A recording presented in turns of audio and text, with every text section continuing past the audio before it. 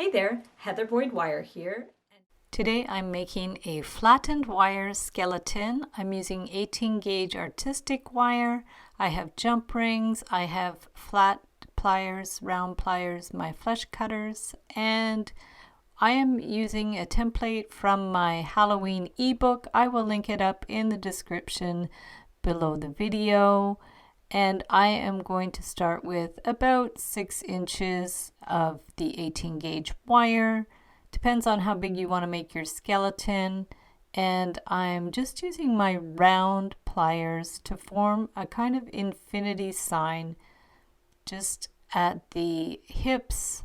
So that's going to be our little base. And then we're going to bend the wire straight up with our tweezer nose pliers. So the wire is going straight up there. Just push it down so it's flush.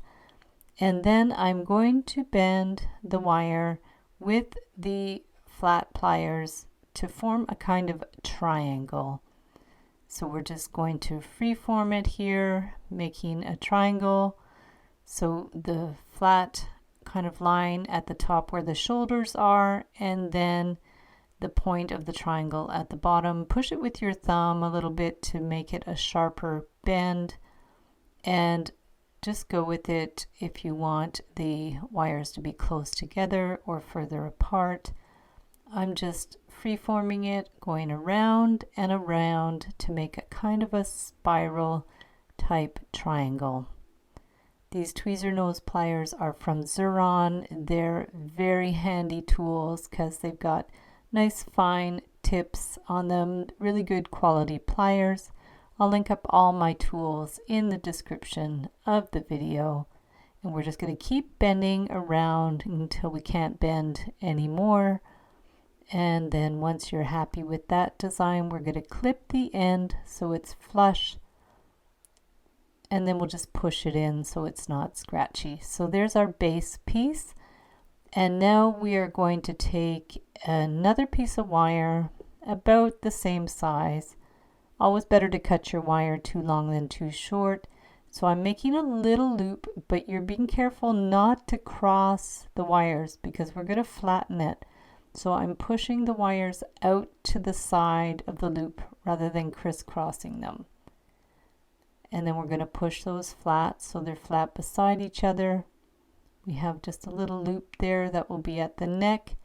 We're going to line it up with the triangle of the body, and then we're going to bend the wires down so they'll be at either side there for the shoulders.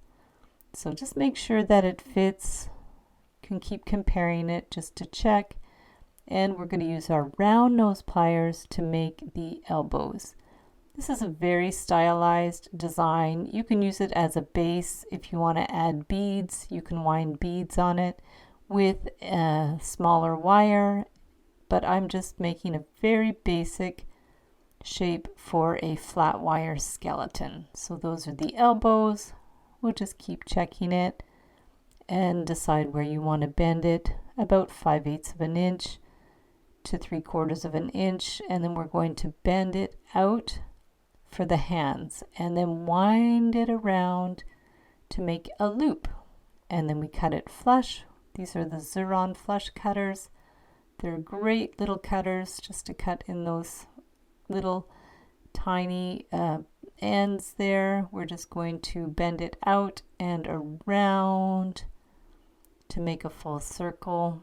So we've got our 2 loops, and grab those flush cutters, get right in there and give it a pinch and push those ends down so they're not pokey. So now we have the body and the arms. You can even make this with thicker wire. This is 18 gauge, but you could do it with 16 gauge if you want a thicker pendant. Now we're going to measure about 1 inch. This is going to be for the legs, and we're going to do it the same way. The knees, we're going to do like we did the elbows.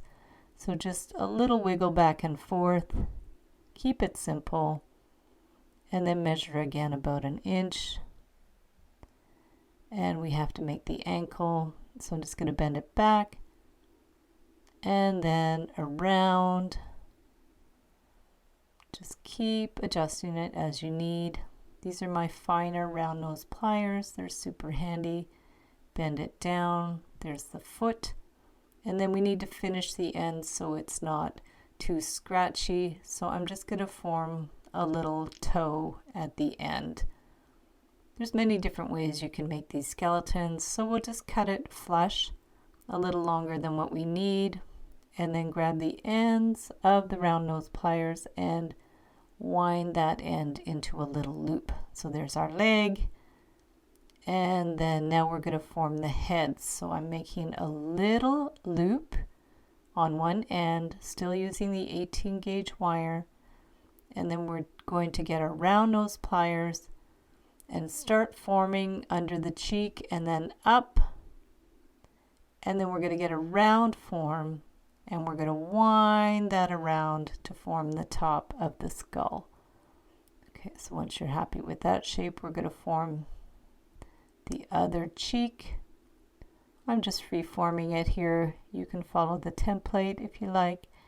And we're just going to wind that around. Just go slowly with it. Take your time. Just keep adjusting it as you need. And now we're just forming the eye. So we've brought it up towards the eye and we're going to bring it down. And again, we don't want to overlap the wires because we're going to flatten it. So we're making this very stylized. You could even make the eyes with beads after if you want. Really, the sky is the limit with these designs. So I'm just forming the eyes. Now I can't really make the infinity sign because I have to finish it down towards the mouth and I don't want to crisscross the wires. So we're going to keep pushing that flat a little bit. So there's the eyes, and now to make the mouth, we're just going to take the end and loop it around. Super simple, easy peasy. Bring that around and clip it. I also make skeletons and just use skull beads, but this one I wanted to do with all flat wire. So just do any little adjustments you need. Just take your flat pliers and kind of wiggle those ends around. You can flatten the wire with a hammer, or you can use a rolling mill like in this video, or you can use a pasta maker like in this video that I'll link up in the description. So now that we have all of our elements, we're just going to make any little adjustments that we need. I've flattened them with my rolling mill, and I just have to go in and make sure that all the ends line up, that they didn't get distorted. Sometimes when you put them through the rolling mill, they can get a little stretched, but you can easily move them back in place with your pliers. So we'll just do all those little last minute adjustments, go in with the round pliers just to make sure all the loops are closed as you want them to be. You can put the legs in any position that you want. So I'm just gonna close up some of those little spaces, use my flat pliers just to make sure they're nice and flat, and that's our basic shape. So now I'm taking some 26 gauge wire. So we're going to wrap the arms onto the rib cage, and we'll just line up those two elements, take our 26 gauge wire and start wrapping that around. So we're going to go first to the left. That way we can just slide that wire in there without wiggling it around too much. So we're just going to bring it around, slide it through the space, and keep going across. And then we're going to do the right side in the same way. We're just going to keep going across so it's nicely secured in place. And when you get towards the end, you can wrap it around a few times to be sure so it's nice and solid. And then we're going to clip the end with the flush cutters and pinch in that pokey end. And then go back to the left side, just feed it through a few times to make sure it's very secure, and making sure that the rib cage is nice and centered in the piece. And then we're going to clip that little end, and we will just adjust it as you need. Make sure it's in the right place and give it a little pinch so there's no pokey ends. So there's our first part, and then I'm going to grab some jump rings. I have this kit with some really tiny jump rings because you don't want them to be too big.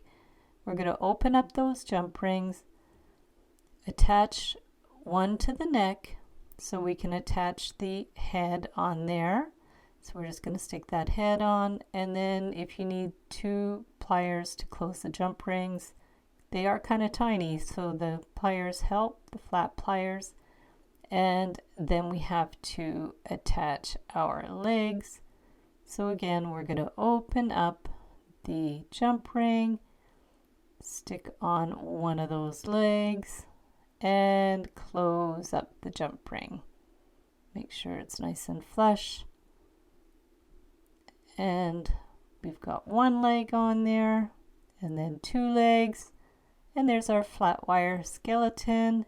Now for the fingers, if you want some extra detail, just get a few little jump rings. These are a little bigger than the ones I used to attach the other elements, and we're just going to stick on 3 little jump rings to represent the fingers of the skeleton.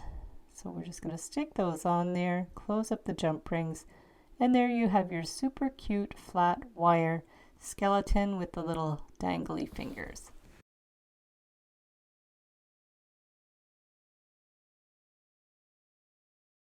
So thanks so much for watching the video. Give it a big thumbs up if you liked it.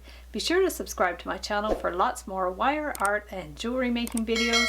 And if you'd like to share photos of your wire art and jewelry, be sure to join the Wire Makers Club on Facebook. And if you'd like to check out my work on Etsy, my husband and I specialize in custom wedding cake toppers and funky jewelry. I also have a mailing list, so if you'd like to sign up below, I'll send you my Wire Art Essentials ebook. So thanks again for watching, and we'll see you the next time.